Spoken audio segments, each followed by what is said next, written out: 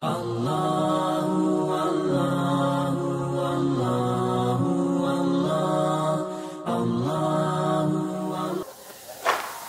hamdalillah nahmaduhu wa nasta'inuhu wa nastaghfiruh wa na'udzu billahi min shururi anfusina wa min sayyiati a'malina may yahdihillahu fala mudilla lahu wa may yudlil falan tajida lahu waliyyan mursyida asyhadu an la ilaha illallah wahdahu la syarika lah wa asyhadu anna muhammadan abduhu wa rasuluhu Allahumma salli wa sallim wa barik ala sayyidina Muhammadin wa ala alihi wa sahbihi ajma'in amma ba'd.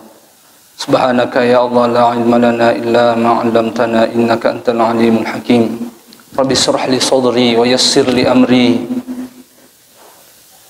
Ahlul 'uqdatam min lisani yafqahu qawli. Bapak Ibu sekalian yang insyaallah dirahmati oleh Allah Subhanahu wa taala.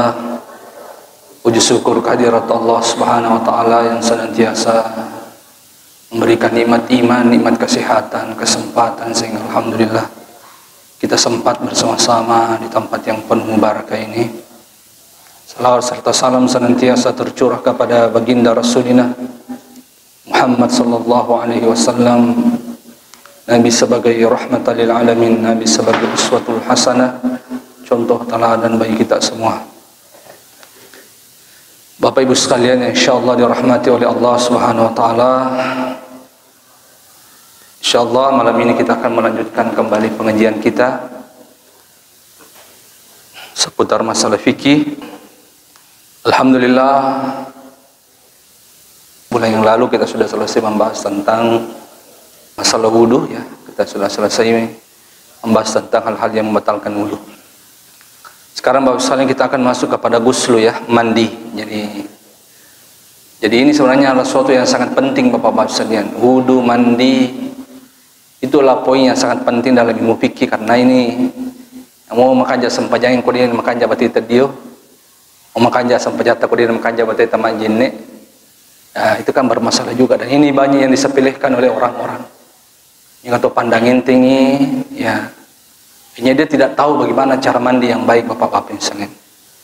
Dan jangan sampai karena itu berpengaruh pada ibadah yang lain termasuk salat atau Nabi kong hadir. Jadi guslu mandi Bapak-bapak sekalian, ma'nahu ta'mimul badani bil ma'i. Jadi mengalirkan air ke seluruh tubuh.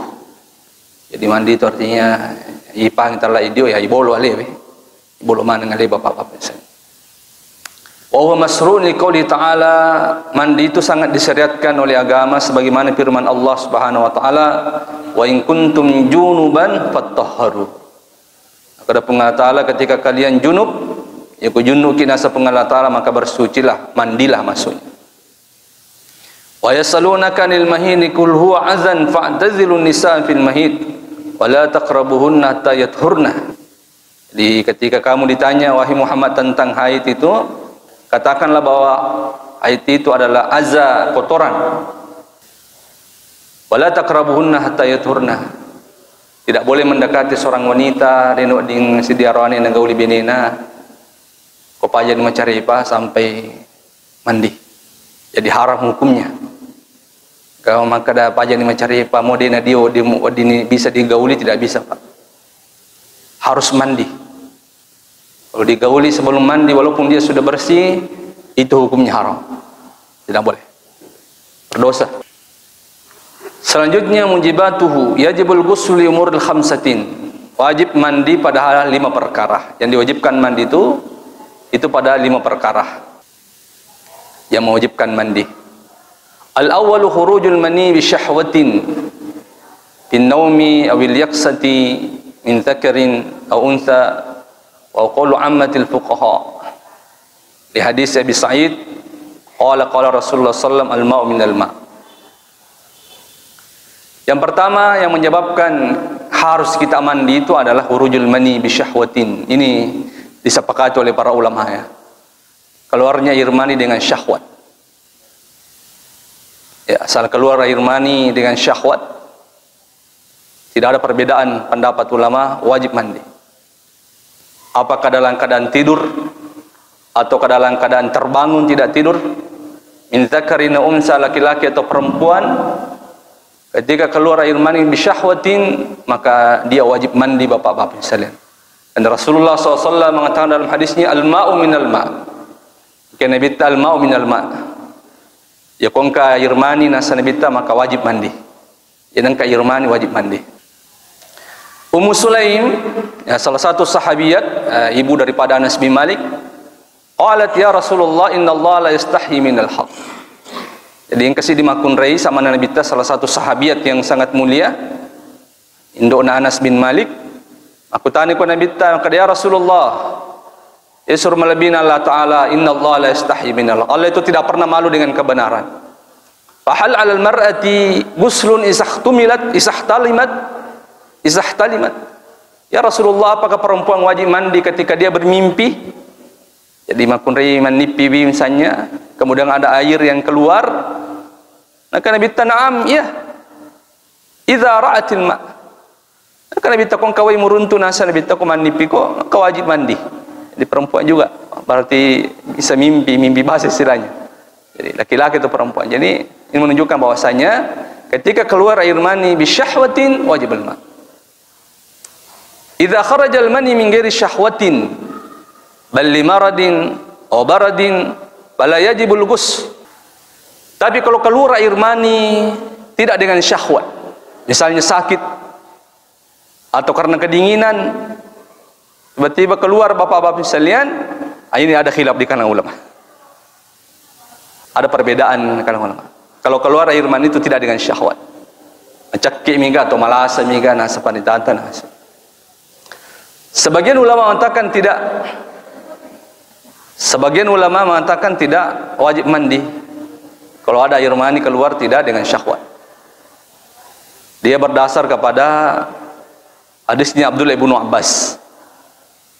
Abdullah ibnu Abbas qaim yusalli idh waqafa alaina rajulun. Jadi ini Akrimah bercerita, maka kadang-kadang kasih di waktu ya Abdullah ibnu Abbas masam pajang ni. Tiba-tiba engkau rawani poleh. Faqala hal min mufti. Kemudian orang ni maku tanai oko sahabalengnya kadang kaga ahli patwa kue unrangi. Kemudian para sahabat mengatakan kul sal aku tanun agami aku tanang. Faqala inni kullama bultu tab'ahu al-ma'u dafik. Nah kadang orang ini ya aku pura kat teme biasa tapangkawai terpencar keluar setelah saya kencing. Warnanya putih, kental. Qulna alladhi yakunahu minhul walad. Ya, maksudnya air mani, air yang bisa melahirkan anak, maksudnya bisa terbentuk menjadi anak. Qala na'am. Qulna 'alaikal ghusl. Maka dia sahabat, ikum aku itu. Purkote minang kawai tappa masuk air mani purkote ai. Wajib ku mandi. Wajib ku dia. Walla rajul wa huwa yurajji'u. Qala wa'jal ibnu Abbas fi salatihi. Ya. Jadi purana nang kalingan nangiro patoy nangiro rone mero. Jadi makutan maka dia aga je maga kira-kira kuna kapura katemi tiba-tiba kawai terpencar keluar air mani. Apakah saya wajib mandi? Nak ada sahabat, iya wajib kok dia. Kemudian laki-laki itu pulang. Wa'jal ibnu Abbas fi salatihi. Ya Abdullah ibnu Abbas wa tir matangangi masampaya nang kira rone makutana. Terpasir Abdullah ibnu Abbas na pasijaki sampajanna. Dia percepat salatnya. Summa qala li Akrimah. Selesai masam pajang natanya Akrimah. Ikrimah. Ke nang rorone ala ibi rajul. Ke nang rorone makutanero. Obi ka ngapi mang. Faqala ra'aitum ma'aftitum bihadzal rajul bihi hadzal rajulu an kitabillah. Maka Abdullah ibn Abbas na podangi ro sahabat ko rongkero. Iro nangi jawabanmu ro, empodangi maka de wajib dia tahu ya kongka irmani keluar walaupun tidak dengan syahwat. Apakah itu fatwamu dari Al-Quran? Kedai sahabat la, bukan. Pan Rasulillah pura kenapa Nabi bita maka dia la. Pan ashabi Rasulillah, adakah sahabat-sahabat yang banyak sahabat-sahabat yang lain mengatakan? Maka dia ya sahabat la, tidak. Qala fa'ammuhu qulna an ra'ina. Ya jawabat itu pendapat kami. Maka dia wajib dia. Padahal qala Rasulullah sallallahu alaihi wasallam fa fihi wahidun asyaddu an syaitan min alfi abid. Nah kada Abdullah bin Abbas ini orang penasing Nabi ta maka da fikihun wahidun asyaddu min syaitan min alfi abid. Orang yang fakih, ahli fikih satu orang itu itu lebih ditakuti oleh syaitan dibandingkan 1000 ahli ibadah. Kada nabi tahu ino rampe napa nabi tamangkar. Kada ahli fikih satu orang lebih ditakuti oleh syaitan daripada 1000 ahli ibadah. Qala wa ja'a rajulu fa aqbala alaihi Ibnu Abbas wa qala ra'aita in kana dzalika minka atajidu syahwatan fi qubulik. Dan kanang katungan ni rorone pole siruntu ni Abdullah Ibnu Abbas. Aku tanya Abdullah Ibnu Abbas maka dia watunna masu irwayir ko por ko temi apakah ada syahwat sebelumnya? Adakah syahwat pada kemaluan kamu? Angka dia rorone la. Hal tajidu hadaran fi jasadika? Apakah ada khamar dalam tubuhmu? Mengatakan la yang kedarane dek. Qala inna ma hadhi ibradatun yajzika minhal wudu. Nah kada Abdullah Ibnu Mas'ud maka itu berarti itu hanya karena pengaruh dingin. Maka kamu cukup berwudu saja. Ini dalil yang digunakan oleh ulama mengatakan bahwa air mani yang keluar dengan tanpa syahwat tidak perlu mandi. Tapi dalam mazhab Syafi'iyah, kalau mazhab Syafi'i bapak-bapak sekalian mengatakan keluar air mani itu bisyahwatin atau bighairi syahwatin yajibul ghusl. Itu si Imam Syafi'i mengkredek ini masuk air mani. Apakah ada syahwat atau tidak ada syahwat? Wajib mandi karena dia berdasar kepada hadis tadi itu. Inna al-ma'u minal ma'. Ya rodana dasar Imam Syafi'i mengkredek nangka desa ni bita mengkredek nangka air mani muruntu wajib ko dia. Ya nangka air mani muruntu wajib ko dia. Jadi kayaknya ada khilaf di kalangan para ulama tentang itu. Ini komelo kimani ini. Dia negara keraguan-raguannya diobawan nih. Itu jauh lebih hati-hati. Ya, tapi orang kedai dek pendapatnya Abdullah Ibnu Abbas, ulama lain yang mengatakan tidak menjadi masalah ya. Jadi ingat memang dalam imam ulama Syafi'i itu adalah memang salah satu ulama yang sangat hati-hati dalam suatu masalah. Tori hati-hatilah dalam masalah. Jadi ada dua ya. Jadi ada mengatakan wajib mandi kalau tidak syahwat, ada mengatakan tidak wajib. Tapi kalau keluar mandi dengan syahwat, sepakat para ulama bahwa wajib mandi bapak-bapak. Idza ikhtalama wa lam yajidu maniyan fala ghuslu alaihi. Ajma'u qala Ibnu Munsir ajma'u ala hadha kulli man ahfaza anhu min ahli ilmi. Sepakat para ulama mengatakan idza ikhtalama yakun katauna sepandita takuni manipi watuna matinro. Manipi maaf dia bermimpi berhubungan badan. Walam yajid maniyan tapi dia tu gagal air mani keluar, maka fala ghuslu alaih. Dia tidak diwajibkan mandi. Dia tidak diwajibkan mandi. Idza intabaha minan naumi fa wajada bilalan wa la yaskuru ihtilaman fa innahu tayakkana annahu mani fa alaihi al-ghusl li'annahu zahir. Ya kau kata misalnya moto tinro tabi tiba-tiba naruntir oli panah merica, kemudian dia melihat air mani kental warna putih tapi dia itu je mani piwannya. Fa in tayakkana annahu mani, maka depan tata kalau kamu yakin bahwa itu adalah mani fa alaihil ghusl, maka wajib atas kamu mandi. Fa in syakka wa lam ya'lam hal huwa mani aw ghairuh, tapi ko ragu ko nasa pandita atau mangka air mani ga jero atau air mazi ga fa alaihi al-ghuslu ihtiyatan. Dia ko mikir lebih hati-hati nasa pandita dia bawan daripada manggaru-garu le perasaan masampah aja kada air mani ga maji ronangir. Nah dia udio majin nek bawa. Kan kalau air mazi itu kan Pak tidak mandi kan? Air mazi itu mirip dengan air mani memang. Air mazi itu putih mentok, kental mentok. Cuma air mazi bedanya dengan air mani dengan air mazi. Air mazi itu keluar tidak dirasakan. Kalau air mani dirasakan biasa. Bisa dimasuk terpencar topa. Kemudian ada yang dirasakan ya. Ya kalau air mazi masuk bawah tak pemberi cabang biasa. Maka daripada tadi kau tulu-tulu ragu-ragu maka dari apa kau yakin maka dari air mani ya dia oke, tapi kau ragu-ragu kena sapanita kena air mani ke jaya atau dia gaya ya kami kemani sapanita dia bawan. Hasab intikal man inda syahwatin fa amsaka dzakarahu wa lam yakhruj fala ghuslu alaih. Kalau pandita ya kau kata nasading mau maaf sekalian nasading air mani na milok masuk bapak-bapak sekalian. Kemudian natahan akhirnya tidak keluar, maka tidak wajib mandi baginya. Rasakan bila masuk tapi natahangnya, maaf. Kata ini kemudian tidak keluar, akhirnya tidak keluar, maka tidak ada mandi baginya. Lakin in mazza fa kharaja minhu mani fa alaihi ghusl, tapi kupurna tahan digaga masuk tapana jok kata masuk wajib mandi. Ra'a fi sawbihi maniyan la ya'lam waqtu husulihi wa kad kana shalla yalsimu i'adatus shalah. Dia melihat di pakaiannya itu ada air mani, tapi dia tidak tahu kapan terjadi itu. Purapun ni mas sampanya na paniter. Maka dia pandita ko maninina ulangi bawa ni sampajam. Mandi baru ulangi salat. In akhirul matil illa yara ma yadullu ala annahu qablah fa ya'idu man adana naumahu yahtamilu annahu minha. Jadi khurujul mani bi syahwatin, sepakat ulama. Kalau tidak syahwat ada perbedaan ulama. Yang kami lebih hati-hati ya mandi saja bapak-bapak sekalian. Azani iltikaul khitanaini, yang mewajibkan mandi yang kedua nasabari tata adalah iltikaul khitanaini, bertemunya dua sesuatu yang sudah disunat. Ayat tagibul hashfata fil faraj wa illam yahsil insal liqauli ta'ala wa in kuntum junuban fattakhharu.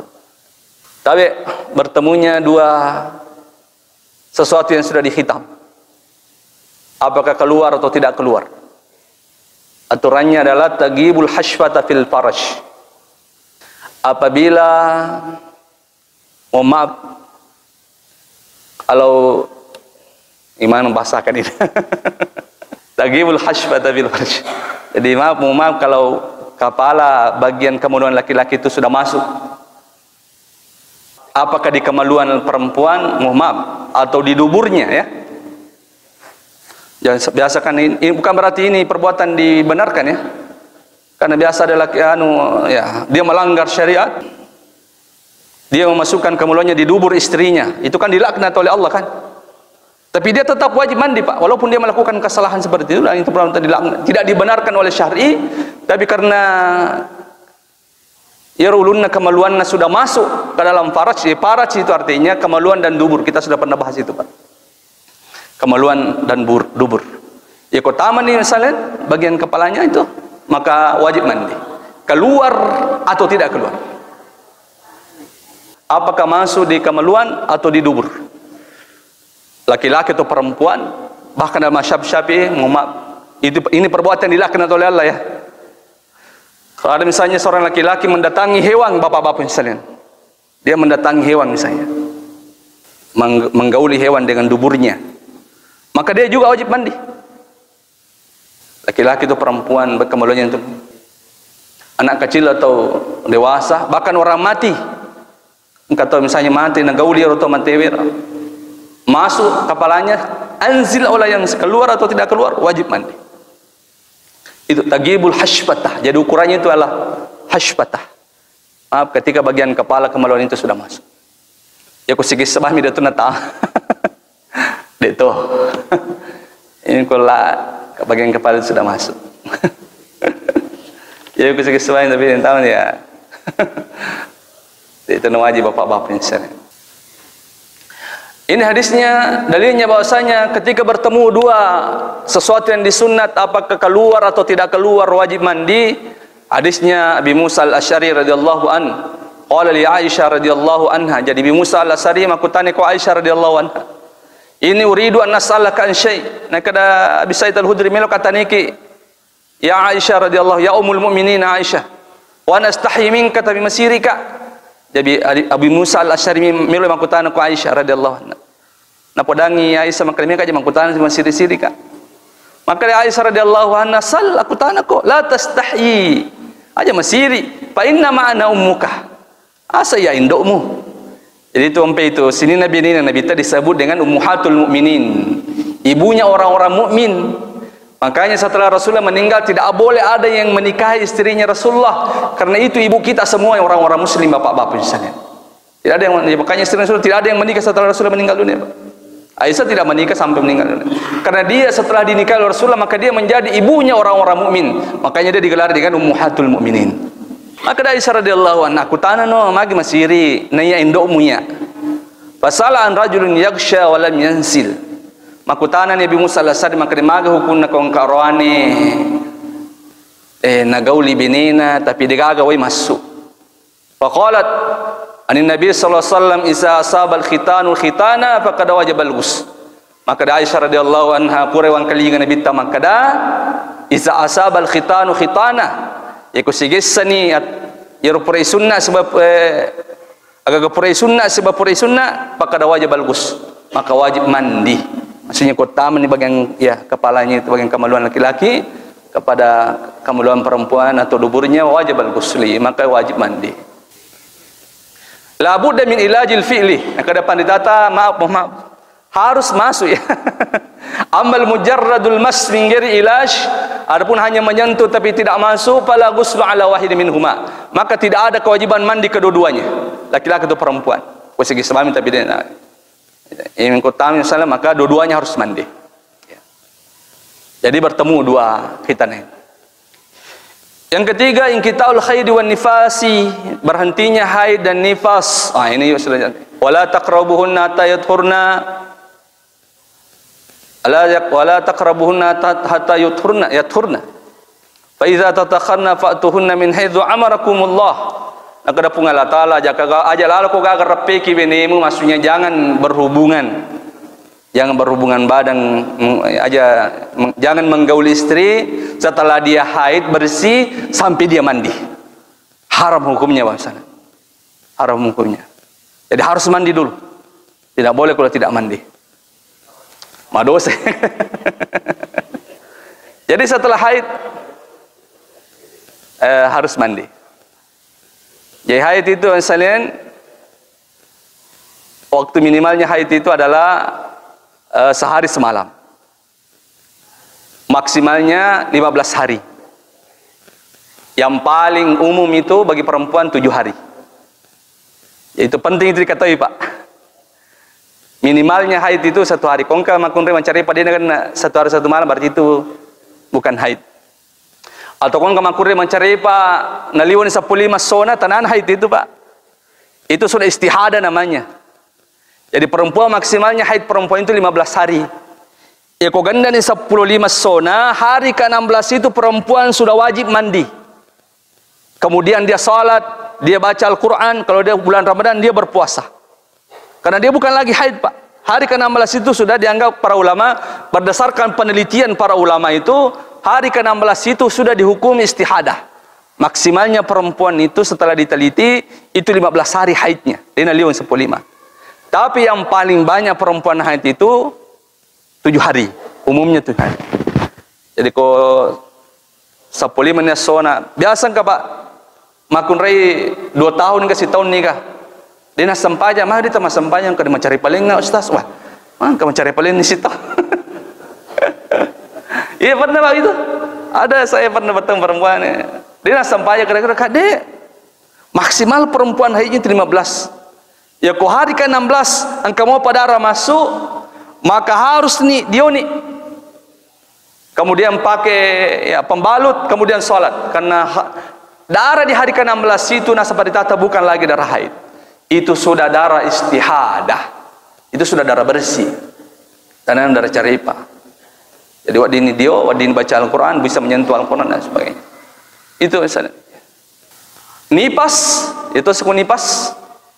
Maksudnya nipas ini ya darah yang keluar setelah melahirkan itu. Minimal lahzah. Minimal darah nipas itu ya sesaat saja.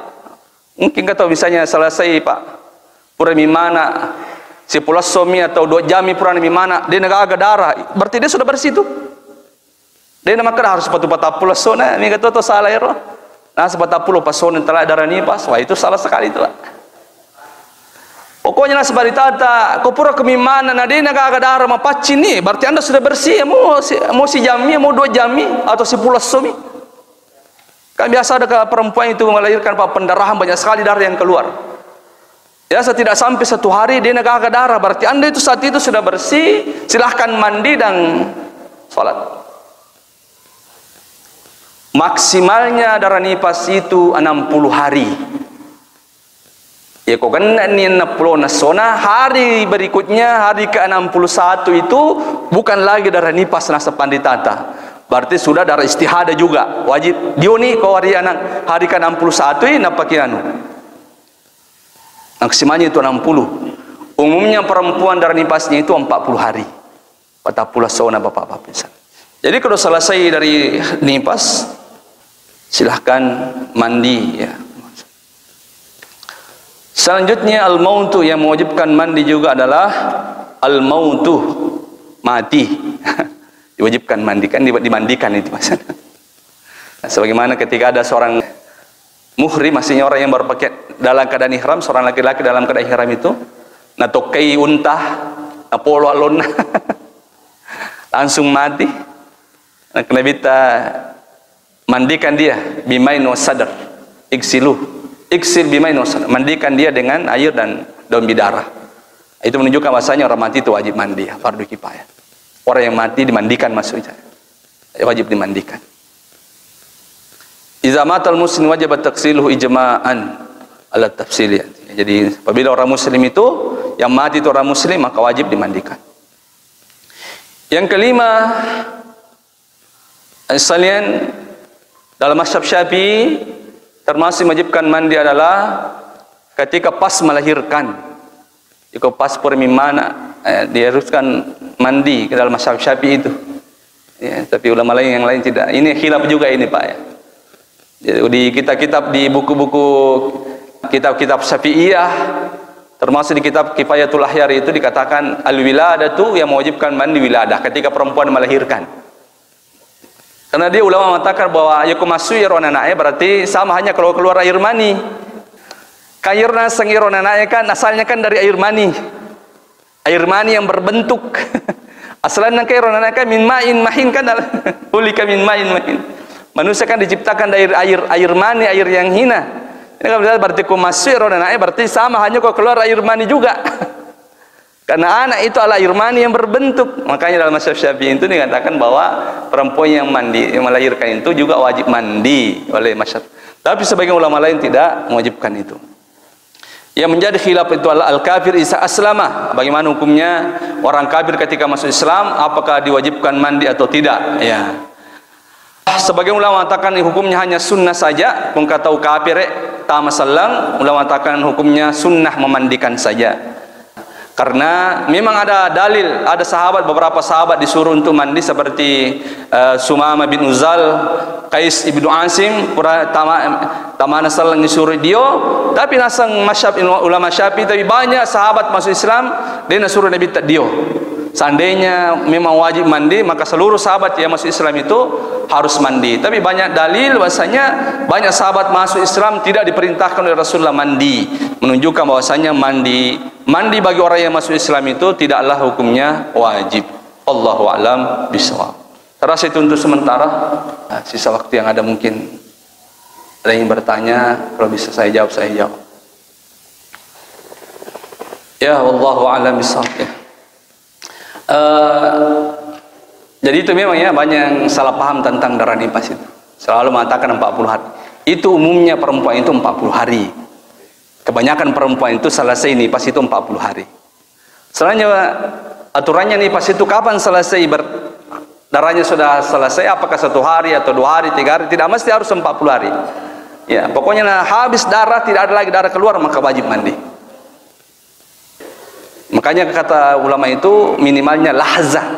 Lahzah artinya sebentar saja. Artinya kok si jami 2 jami dia nak darah masuk, kena tadinya pendarahan, banyak sekali pendarahan, keluar dari rahimnya, maka setelah itu mandi kemudian sholat. Jadi tidak harus menunggu 40 hari. Itulah pentingnya. Begitulah luar biasanya ulama itu, dia meneliti betul itu dan bertanya ke banyak para perempuan untuk menentukan itu. Dan hasil penelitiannya begitu tadi. Jadi minimal lahzah sebentar, umumnya 40 hari, maksimalnya darah nifas 60 hari. Kalau hari 61 bukan lagi darah nifas namanya, itu sudah darah istihadah, maka sudah harus mandi dan kalau Apakah tidak ada darah yang keluar kalau orang yang dia itu disesat? Maksudnya keluar dari anunya, kemaluannya maksudnya. Ada. Berarti ada itu, dan nipas juga. Berarti dia harus nipas juga sampai darah itu habis. Pokoknya kodenya kan nasoso na capiro darah, tidak ada lagi darah keluar, maka dia sudah harus mandi. Jadi jangan menunggu 40 hari Bu ya. Jangan menunggu sampai 40 hari. Batasannya orang yang melahirkan itu pas darah sudah tidak ada lagi keluar, biar tidak sampai 1 hari. Kalau sudah tidak keluar maka wajib mandi. Begitu aturannya kalau nipas. Nah, kalau haid itu tadi lailan wa naharan, minimal sehari semalam. Kalau dia kan sesuatunya ibaratnya tanda darah haid itu mungkin darah pengaruh capek atau dan sebagainya. Allahu a'lam. Allahu a'lam. Seperti itu ya.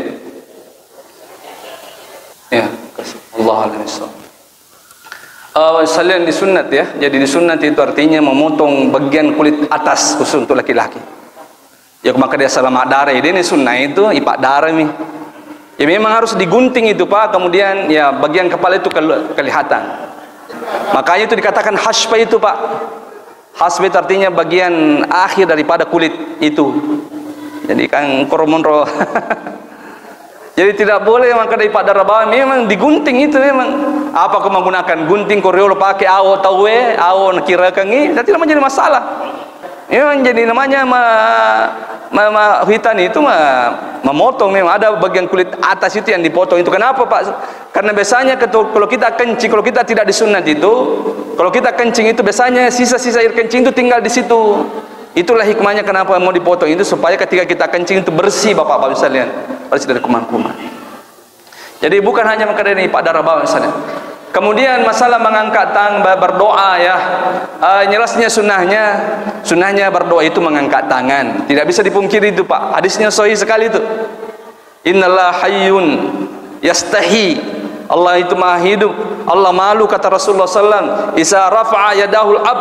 Ketika seorang hamba mengangkat tangannya berdoa kepada Allah, kemudian Allah mengembalikannya dalam keadaan nol.